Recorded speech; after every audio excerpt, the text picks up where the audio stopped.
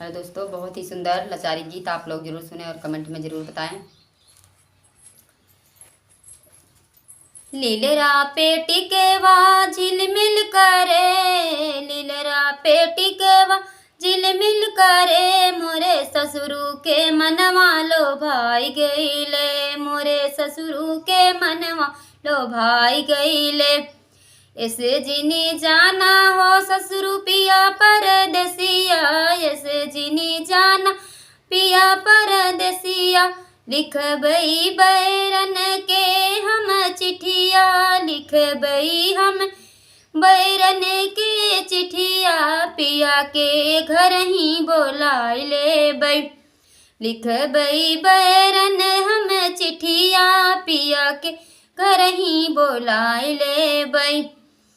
लीलरा पे टिकवा झिलमिल करे, लीलरा पे टिकवा झिलमिल करे, मोरे जेठवा के मनवा लो भाई गईले, मोरे जेठवा के मनवा लो भाई गईले। इस जिनी जाना पिया परदेसिया, इस जिनी जाना पिया परदेसिया, लिख बई बैरन के हमें चिट्ठिया, लिख बई हमें बैरन के चिट्ठिया, पिया के घर ही बोलाई ले बई, पिया के घर ही बोलाई ले बई।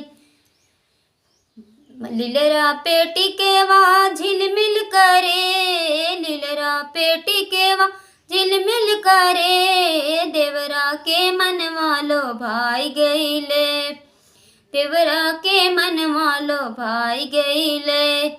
ऐसे जिनी जाना पिया परदेसिया, ऐसे जिनी जाना पिया परदेसिया, लिख बई बैरन के हमें चिट्ठिया, लिख बई हमें बैरन के चिट्ठिया, पिया के घर ही बोलाई ले बई, पिया के घर ही बोलाई ले बई।